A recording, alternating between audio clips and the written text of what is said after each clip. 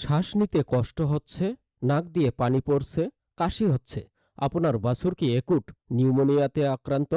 মাত্র কয়েক মিনিটে নেবুলাইজেশন কিভাবে ফুসফুসের চিকিৎসায় সাহায্য করে সেটাও দেখব। একই সাথে ডায়রিয়া ও নিউমোনিয়া আক্রান্ত বাছুর কতটা ঝুঁকিতে থাকে, পুরো কেস দেখুন শেষ পর্যন্ত। শুধু ইনজেকশন নয়, নেবুলাইজেশন থেরাপি কিভাবে দ্রুত রিকভারি আনতে পারে সেটাও জানবেন। আসসালামু আলাইকুম। আমি ডাক্তার মোহাম্মদ হান্নান আলী। স্বাগত ডাক্তার হান্নান ভেট জোনে। তাই আজকের ভিডিওতে আমরা জানব নেবুলাইজেশন কি, নেবুলাইজেশন কিভাবে করা হয় এবং নেবুলাইজেশনে কি কি ওষুধ ব্যবহার করা হয়। মানুষের নেবুলাইজেশন মেশিনের সাথে প্রাণীর নেবুলাইজেশন মেশিনের মধ্যে পার্থক্য কি? What is acute pneumonia? Acute pneumonia হল বাছুরের ফুসফুসের একটি গুরুতর সংক্রমণ।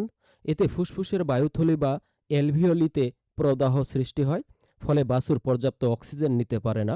দ্রুত চিকিৎসা না করলে মৃত্যু হতে পারে। অ্যাকুট নিউমোনিয়া হওয়ার প্রধান কারণগুলো হলো হঠাৎ আবহাওয়ার পরিবর্তন, ঠান্ডা ও স্যাঁতসেঁতে পরিবেশ, অপর্যাপ্ত কোলোস্ট্রাম গ্রহণ, ভাইরাস ও ব্যাকটেরিয়ার সংক্রমণ, অতিরিক্ত পরিবহন বা স্ট্রেস, অপরিষ্কার খাবার ব্যবস্থা। এর চিকিৎসায় নেবুলাইজেশন থেরাপি ব্যবহার করা হয়েছে। নেবুলাইজেশনের ব্যবহারের মধ্যে রয়েছে উইন্ডাল প্লাস, নরসল সলিউশন। এই দুইটি ওষুধ 1:1 মাত্রায় ব্যবহার করা হয়। এইবার দেখুন আরও একটি জটিল কেস। এই বাছুরটিতে একই সাথে কাফ স্কাউর এবং নিউমোনিয়াতে আক্রান্ত, অর্থাৎ ডায়রিয়া ও শ্বাসতন্ত্রের সংক্রমণ একসাথে হয়েছে। এই ধরনের কেসে মৃত্যু ঝুঁকি অনেক বেশি থাকে।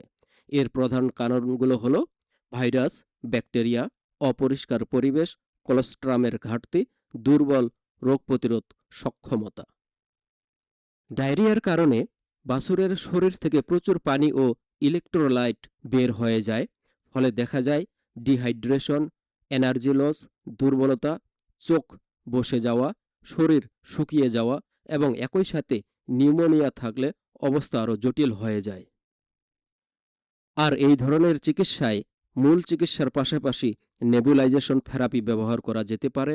ভেটেরিনারি এর পরামর্শ অনুযায়ী সময়মতো সঠিক চিকিৎসা, তরল এবং ইলেকট্রোলাইট সাপোর্ট এবং পরিচ্ছন্ন ব্যবস্থাপনার মাধ্যমে অধিকাংশ বাছুরকে সুস্থ করা সম্ভব।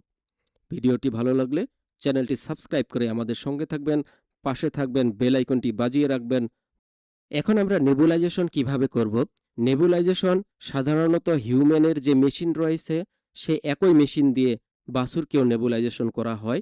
একই মেশিনের একই পাইপলাইন দিয়ে আমরা নেবুলাইজেশন করব, শুধুমাত্র মাস্কটি চেঞ্জ করব।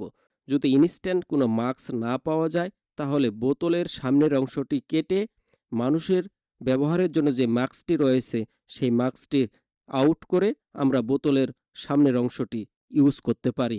এভাবে আমরা নেবুলাইজেশন বা বাছুরকে নেবুলাইজেশন করতে পারি। এখন আসি নেবুলাইজেশন হিসেবে আমরা কি কি ওষুধ ইউজ করতে পারি। এখানে আমরা নরসল সলিউশন বা নর্মাল স্যালাইন পানি সাথে উইন্ডাল প্লাস বা সালবিউটামল ওষুধ ব্যবহার করে থাকি। এতে ওষুধ সরাসরি শ্বাসনালী ও ফুসফুসে পৌঁছায়, ফলে শ্বাসকষ্ট কমে এবং শ্বাসনালী পরিষ্কার হতে সাহায্য করে।